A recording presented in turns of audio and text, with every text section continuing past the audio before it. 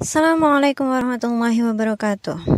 So in this special occasion, let's turn to the next material. We will learn about teaching vocabulary and grammar for young learners. So last weeks, we have learned about media method to teach English for young learner. So let's learn more detail. Sekarang kita akan belajar lebih detail, mempelajari lebih detail how to teach vocabulary and grammar for young learner. So the first is about the vocabulary. How to teach vocabulary for them? Let's see the definition. What is vocabulary? In Indonesia is kosakata. So it is the collection of words that individuals know. Koleksi kata yang dipunyai oleh setiap orang itu berbeda-beda. Nah, so it's called vocabulary. According to Cameron, it is about learning words. Children are not only expect to know word, but also they have to know what the meaning of that word. So, the student or the young learner not only learn about the vocabulary or word, not only understanding the meaning or the meaning in English about something, but they have to know the meaning of that word. Jadi, anak itu tidak hanya belajar makna katanya. Misal kata ini bahasa Inggrisnya adalah ini, tapi mereka mengetahui bentuk-bentuk dari kosakata tersebut atau apa yang dimaksud dengan kosakata tersebut.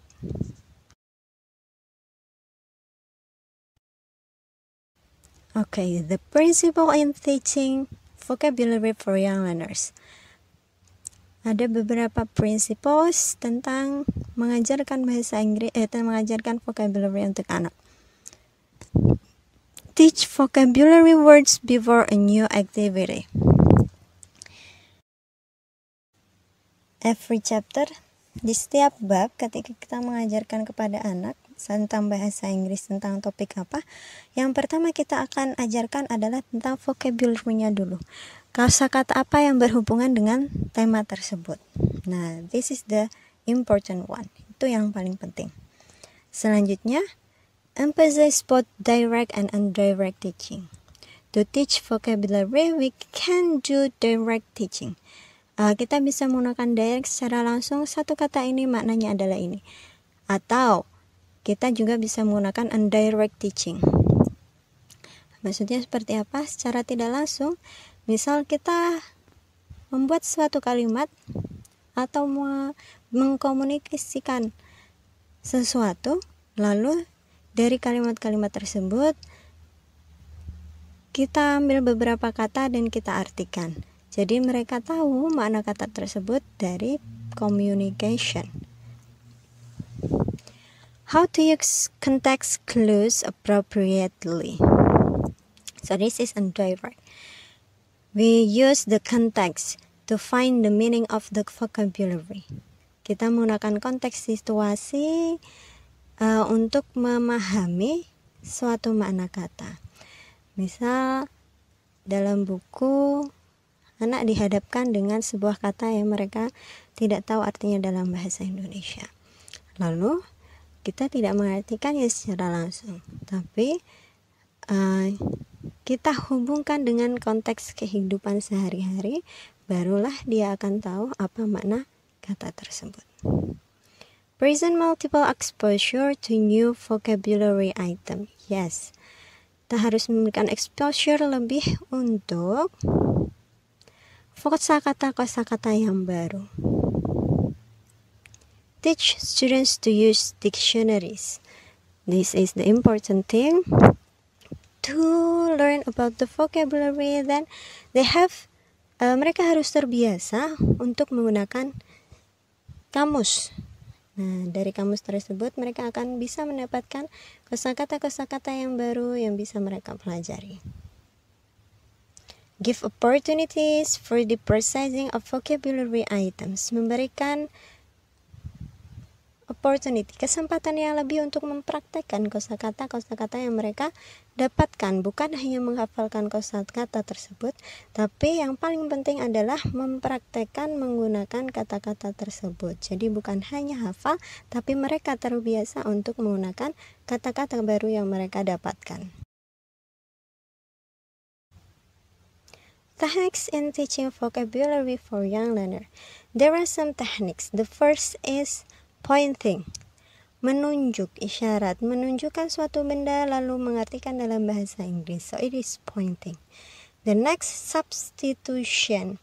Substitution means mengganti. We can change the word. Bisa kita ganti satu kata yang kita tidak tahu maknanya. Kita bisa menggunakan the opposite meaning or the synonym. Example, small. The student doesn't know, tidak tahu apa artinya small. Lalu kita bilang small is the opposite of besar. Nah, jadi mereka akan tahu the meaning is kecil. Next, naming, memberikan nama nama terhadap benda. Jadi guru showing some things, guru menunjukkan beberapa benda, lalu menamai benda-benda tersebut dalam bahasa Inggris. It's called naming. Next, miming and TPR, total physical response. Miming dengan memberikan mimik wajah yang sesuai dengan kosakata yang akan dipelajari. Jadi like predict something dengan TPR, total physical response, or realia. Jadi menunjukkan benda-benda asli tentang bahasa Inggris atau kosakata yang telah dipelajari. Okay, how to teach vocabulary for young learner? Make it interesting, of course. Buat pembelajaran itu menarik tentunya. Keep it relevan dengan topik. Vocabulary yang kita ajarkan harus sesuai dengan topik yang akan kita sampaikan kepada anak. Set achievable goals. Kita harus mengatur tujuan-tujuan dari pembelajaran kosakata tersebut. Yang pertama, kata-kata yang kita targetkan. Apakah itu terlalu mudah untuk anak, ataukah sesuai jenjang kelasnya itu terlalu sulit, dan lain sebagainya. The second, the amount of time we give students to learn them. Waktu yang kita berikan kepada anak-anak untuk mempelajari kosakata tersebut. Jika sulit, berarti we need more time to learn about the vocabulary. Sebaliknya, jika itu mudah, berarti kita membutuhkan waktu yang lebih singkat. The number of words we said. Ya, kalau untuk anak-anak berarti kita tidak perlu kosakata yang banyak-banyak. Maximumly, kalau kelas 6 SD, 10 itu sudah banyak untuk mempelajari kosakata dalam satu tema atau dalam satu pertemuan. Teach words in context. Yes. Teach the vocabulary, ajarkan kosakata-kosakata tersebut kita hubungkan dengan konteks kehidupan mereka. Jadi bukan hanya menghafalkan kosakata, tapi mereka juga keep in their mind, menyimpan dalam pikiran mereka tentang kata-kata tersebut karena berhubungan dengan their daily activities. So there are some kind of activity in teaching vocabulary for young learners. The first, vocabulary puzzle, guess the word, sparkle, spelling bullseye, and word ladder. Okay, I'll explain you some. The first is sparkle. Nah, bagaimana caranya? Before you do this activity, have all members of the class stand up. Jadi semua kelas diharapkan berdiri. Selanjutnya, choose a spelling word and have each student say one letter to spell out the word.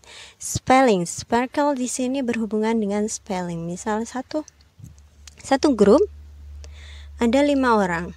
Lalu setiap kelompok itu mereka mendapatkan satu kata yang harus dieja dalam bahasa Inggris. Oke. Nah, setelah itu satu anak menyebutkan huruf yang benar sesuai dengan kata-kata tersebut. After the last letter has been said, the next student in line is out of the game. Okay. Example. Kata setelah setiap anak menyebutkan satu huruf dalam kata tersebut, setelah huruf terakhir anak tersebut menyebutkan sparkle.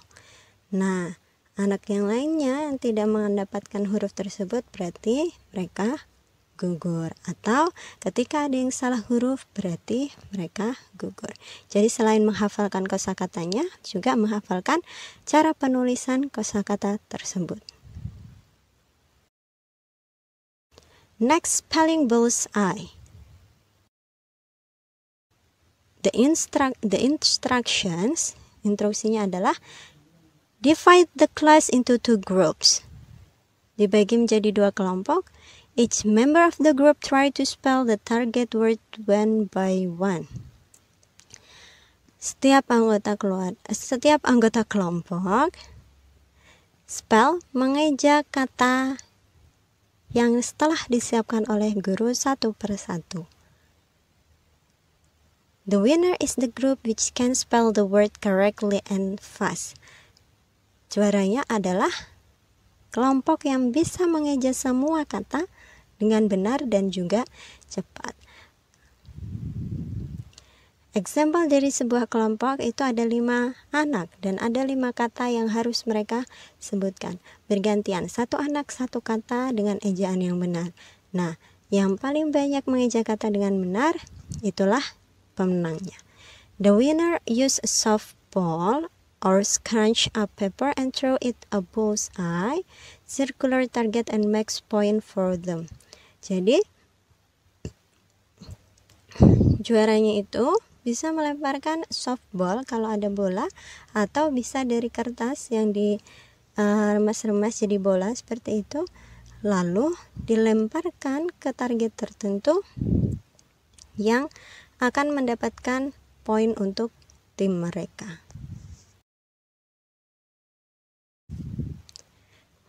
Atau ada lagi vocabulary puzzle. Write some words on a large card and put it random. Menulis beberapa kata dalam bentuk kartu dan kita tempelkan atau guru tempelkan di sekitar kelas randomly, secara acak. So, teacher give the definition of one word. Jadi mereka harus mengira kata apa itu. Guru memberikan definisi dari kata tersebut. Selanjutnya anak-anak harus menemukan gambar yang merupakan kata dari definisi yang telah guru sebutkan. The last guess the word. Let the students sit in their chair. Anak-anak duduk di kursi masing-masing. Lalu setiap anak mendapatkan list of word. Beberapa kata, daftar kata. Students A give a definition or sentence, but doesn't say the target word. Jadi, hampir sama seperti sebelumnya, anak tersebut memberikan beberapa kalimat yang menunjukkan definisi dari sebuah kata atau dari sebuah benda tersebut. Nah, student B has to guess what the words is. Anak murid yang lain, siswa yang lainnya harus mengira-ngira atau menebak kosakata apakah tersebut.